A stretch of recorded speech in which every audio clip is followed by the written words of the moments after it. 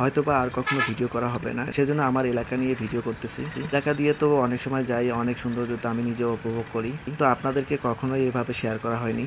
যাইতে যাইতে আমাদের বাজারের আশপাশে এসে গেলাম। এই জায়গাটার নাম হচ্ছে বিশনাল মোড়। এই জায়গাটায় অনেক সময় রোড অ্যাক্সিডেন্ট হয়ে থাকে, জন্য রাস্তার মোড়গুলোতে আপনারা সবসময় সচেতন থেকে চলাচল করবেন। বাজারে এই মাথা থেকে ওই মাথা কিন্তু এখন দেখা যায়, কারণ হচ্ছে আগে গাছগাছালি ছিল, এখন কিন্তু গাছপালা না থাকার কারণে সবকিছুই দেখা যাচ্ছে। বাজারের পাশেই দেখেন একটা ঈদগাহ মাঠ, এটাতে আমরা নামাজ পড়ি, আর এর পাশেই আমাদের রাস্তা যেখান দিয়ে আমাদের বাড়ি যেতে হয়। বাজার বিশাল এরিয়া, সেজন্য বাজারটা ছেড়ে আমরা কিন্তু এখন চলে যাচ্ছি রায়গঞ্জের উদ্দেশ্যে। মূলত আন্দারজার থেকে রায়গঞ্জের দূরত্ব হচ্ছে 1-1.5 কিলোমিটার। তো আমি আর এই যে ড্রাইভার ভাই যাচ্ছি, ড্রাইভার ভাইয়ের সাথে অনেক খুনসুটি করতেছি। আসলে অপরিচিত মানুষদের সাথে কখনো চলাফেরা করলে অনেক মজা এবং আড্ডা দিয়ে চলবেন। তাদের সম্পর্কে জানার চেষ্টা করবেন, আপনি নিজের সম্পর্কে তাদের জানার চেষ্টা করাবেন। এভাবেই তো সম্পর্ক সৃষ্টি হয়। সুন্দর সুন্দর রাস্তা এবং সেই সাথে মনোরম পরিবেশ। আমি যে দিনটাতে এসেছিলাম এই দিনটা একটু মেঘলা ছিল। আমরা এখন কিন্তু রায়গঞ্জ ব্রিজের সামনে আছি। আগেরকার সময় রায়গঞ্জ ব্রিজ কিন্তু ভাঙা ছিল, এখন নতুনভাবে নির্মাণ করেছে। রায়গঞ্জ ব্রিজের পাশে এখানে কিন্তু একটা বাড়ি রয়েছে, যার কারণে রোডটা সোজা করে রাস্তা নির্মাণ হয়নি। তবে এটা সরকারের কাছে এবং ওই ব্যক্তিগত মালিকের কাছে অনেক সমঝোতার মাধ্যমে শুনতেছি রাস্তা আবার সোজা হয়ে যাবে। যাই হোক, বাজারের মাঝ দিয়ে যাচ্ছি আর দেখি দেখি বিভিন্ন গাড়ি যানবাহন আমাদের সামনে পড়তেছে।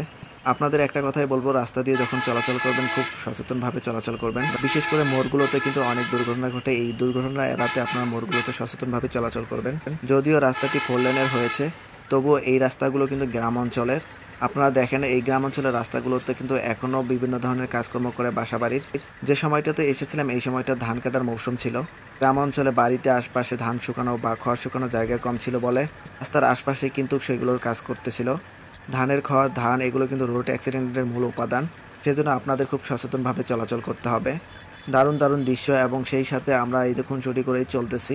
আজকের এই দিনটা মেঘলা ছিল, সেজন্যই দেখেন একটু মেঘলা মেঘলা ভাব। মেঘলা দিন হলো তবুও ভালো লাগতেছে, কারণ সুন্দর রাস্তার দৃশ্যগুলো। রাস্তার পাশে ইটভাটা দেখতে পারলাম, ইটের মধ্যেও কিন্তু ইট পোড়ানো হচ্ছে ইটভাটাগুলোতে। বর্তমান সময়ে আমরা কিন্তু সচরাচর ঘরবাড়ি নির্মাণ করি ইট দিয়েই। এই যে মোড় দেখতে পাচ্ছেন, এই মোড়টা কিন্তু একসময় খুব দুর্ঘটনাপ্রবণ জায়গা ছিল, এখন মানুষের সচেতনতায় অনেকটা কমে এসেছে। দক্ষিণ ব্যাপারীহাট পার হয়ে আমরা এখন নাগেশ্বরীর উদ্দেশ্যে যাচ্ছি।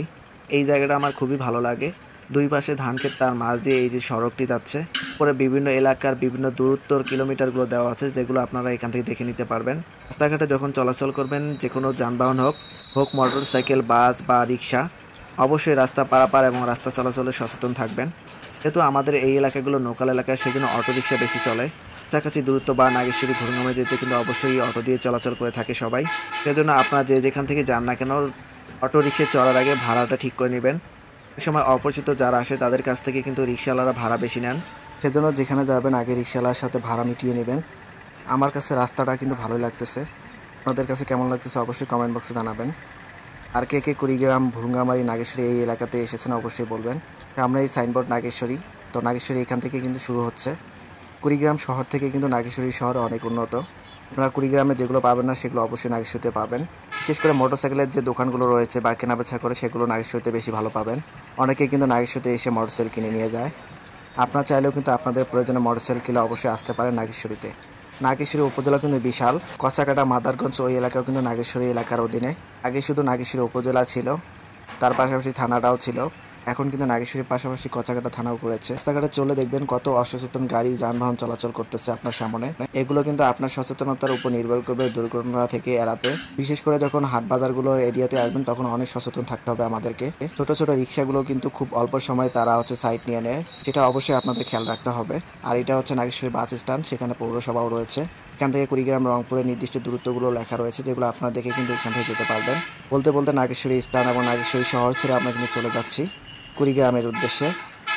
কুড়িগ্রাম আর নাগেশ্বরী তো বেশ অল্প দূরত্ব, তবুও রাস্তাঘাট বা আশপাশে এরিয়াগুলো দেখাতে অনেক ভালো লাগে আমার, সেজন্য আপনাদেরকে সবসময় দেখাই। এই যে দেখেন কত সুন্দর একটা মসজিদ, তার পাশে হোলি ক্লিনিক রয়েছে। ভালো লাগে মুহূর্তগুলো। কখনো যদি সময় হয় অবশ্যই হোলি ক্লিনিকের পাশে আসবেন এবং ওখানে দাঁড়াবেন, দেখবেন খুব ভালো লাগবে আপনারও। বিশেষ করে বাংলাদেশের বিভিন্ন যানবাহনের পিছনের যে লেখাগুলো থাকে, এগুলো ফ্রিতে অ্যাডভাইস করলেও আমরা অনেক সচেতন হতে পারি এই লেখাগুলো থেকে। এজন্য আমাদের সকলকে সচেতনতা হয়ে চলতে হবে।